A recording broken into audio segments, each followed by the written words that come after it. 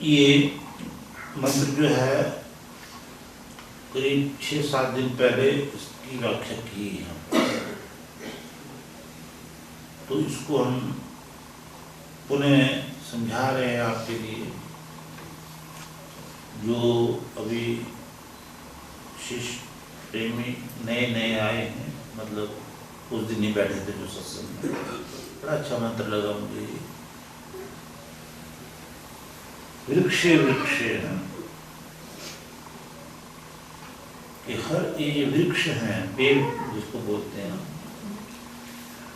तो इसमें गौहु, इसको यहाँ बोला धनुष की डोरी इसमें है। तो प्रत्येक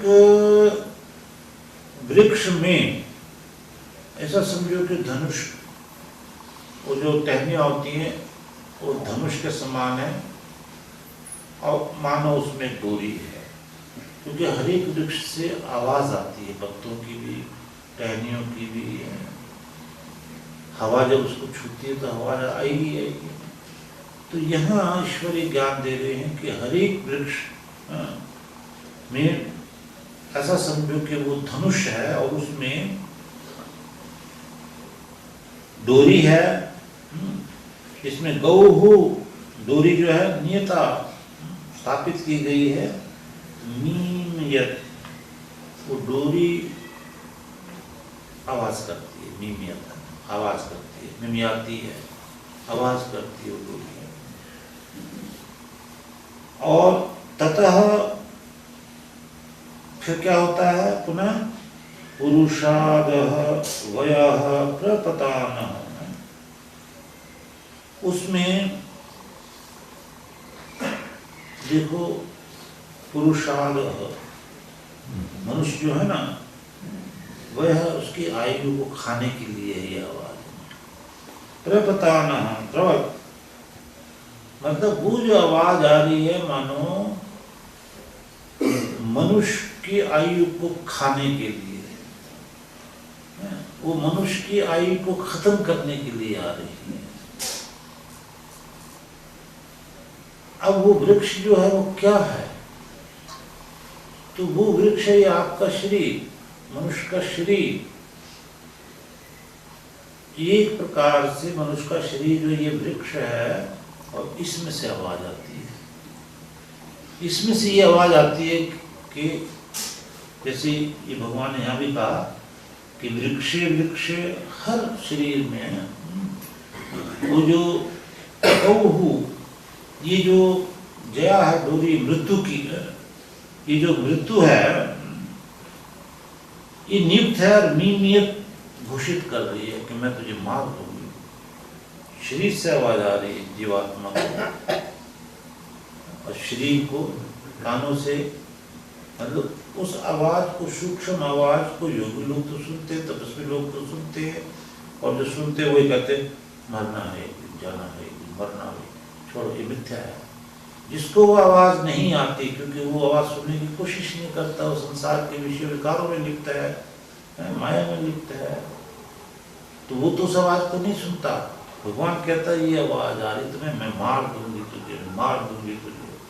24 घंटे सबके अंदर गूंज रही है आवाज, खत्म कर दूंगी, मार दूंगी तुझे, मार दूंगी तुझे, मार। मौत, हमें मौत का साया हर वक्त मंडरा रहा प्रत्येक प्राणी के ऊपर, चाहे वो जानवर है, पक्षी है, मनुष्य है, उसके अंदर से ही आवाजें उठ रही है। उस सूक्ष्म आवाज को सुनो तो वैराग्य हो।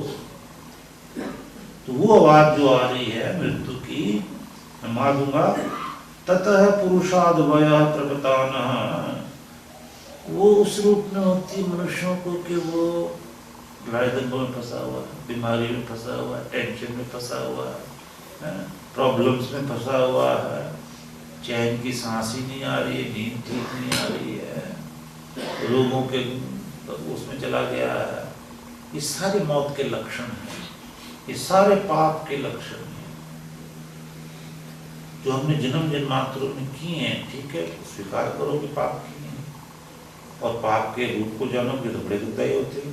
तो इनसे जान छुड़ाओ, यज्ञ करो, तपस्या करो, सेवा करो, जिससे छूट जाए। जो दलदल में फंसे हुए इंसान जब कोशिश करते हैं कि हम दलदल से निकल जाएं, फंसी जाते हैं। और ऐसे ही इस काम क्रोध मद लोभ अहंकार रूपी शरीर को लेकर के, मौत की आवाज को लेकर के जो सिर्फ आहुतियां डालते हैं, जो गुरु गुरु गुरु करते हैं, वो दलदल में फंसे हुए कोशिश कर रहे हैं। वो बेचारे अंदर घुस जाते हैं दलदल, वो ऊपर आने की कोशिश नहीं कर रहे। नहीं तो उनको वैराग होना चाहिए, गुरु से प्रेम होना चाहिए। वो प्रेम किसी के अंदर इतनी जल्दी उभर नहीं रहा आज कलयुग में। क्यों? क्योंकि कलयुग का प्रभाव कभी नहीं होता, समय का प्रभाव किसी पे नहीं होता। कलयुग में क्या हुआ कि 5000 वर्ष पहले जो द्वापर का 5500 वर्ष पहले समय था, वहीं से वेद छूट गए। वेद जब से छूटे हैं तो मनुष्य के अंदर जो है वो ऐसा ज्ञान सुनने को नहीं मिल रहा कहीं। वो मनुष्यकृत ज्ञान सुन करके और भी पाप में चला गया, अहंकार में, अभिमान। तो जब तक ये ज्ञान वेद का सुन करके उसको इन आवाजों का, वैराग्य का, ज्ञान का समझ नहीं आएगी, ऋषियों की समझ नहीं आएगी कि ऋषि कहते किसको, गुरु कहते किसको, यज्ञ की समझ नहीं आएगी, शुभ कर्मों की समझ नहीं आएगी, साइंस की समझ नहीं आएगी, प्रार्थना स्तुति उपासना की समझ नहीं आएगी। जब तक सुनेगा ही नहीं ये शब्द, कहाँ समझ में आएगी?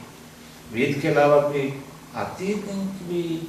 उपासना क्या है, प्रार्थना क्या है, स्तुति क्या है, योगाभ्यास क्या है, यज्ञ क्या है, देह पूजा शक्ति दान क्या है, मातृदेवो भव पितृदेव क्या है? ये तो कलयुग में जो गलत बात हो गई है कि सिर्फ नाम लो तर जाओ, ये तो ईश्वर ने नहीं कहा, ये तो आदमी कह रहे हैं। ईश्वर का तो fundamental law of the nature are unchangeable, can never be changed. वो चेंज हो ही नहीं सकते। ईश्वर कह रहा, ऋग्वेद में आपने कितनी बार सुना, ये बड़े बड़े पर्वत, बड़े बड़े योगी ब्रह्मलीन, ये झरने, ये आकाश पाताल मेरे बनाए हुए नियमों को बदली नहीं कर सकते, मेरे नियम सदा एक से हैं। इसलिए सत्य द्वापर त्रेता में जो भक्ति चली आई वो याद चाहिए कलयुग में। चेंज होने का क्या मतलब है? एक विचार बड़ा अच्छा लगा मुझे किसी अंग्रेज फॉरेन कंट्री वाले फिलोसफर का, कि कोई कहे कि भक्ति अब ये ठीक है, ये नाम ठीक है, ये भक्ति ठीक है, और विद्वान कह रहे जो पहले भक्ति है वो कहते वो अब उसकी जरूरत नहीं है, क्योंकि वो तो योगाभ्यास था, वो तो यज्ञ था, वो तो वेद थे, वो तो इंद्रिय संयम था, उसकी तो जरूरत ही नहीं है। तो उसने बड़ा अच्छा, देखो फॉरेन कंट्री का फिर भी कितना अच्छा लिखा। इसका मतलब ये हुआ कि वो जो सत्य द्वापर त्रेता में इतना कठोर परिश्रम ऋषि मुनि राजऋषि कर गए हैं, उनके ऊपर भगवान को देखो तरस ही नहीं आया, फेवर ही नहीं करी उनकी कि भाई इतना प्रेशर मत करो, सिर्फ नाम लो तर जाओ। उन बेचारों को तो ऐसे कठोर अभ्यास में धकेला भगवान ने, और कलयुग वासियों को कहते नाम लो तर जाओ सिर्फ। ये तो फेवरिज्म हो गया, ईश्वर ने फेवर कर दिया। अरे भाई वो सुप्रीम जज है, वो किसी से फेवर नहीं करता, उसके बनाए हुए नियम कभी चेंज नहीं होते, सदा एक से थे, एक है, एक ही रहेंगे, कोई फेवर शेवर नहीं करता वो। इसलिए इंसान को बड़ी श्रद्धा और भक्ति के साथ ईश्वर की बात माननी चाहिए, और ईश्वर की बात हमेशा ऋषियों के मुंह से, गुरुओं के मुंह से, तपस्वियों के मुंह से निकलती। वेद ब्राह्मणों मुखम आसीत इति शुश्रूम धीराणाम ये न तत्विचक्षुरे।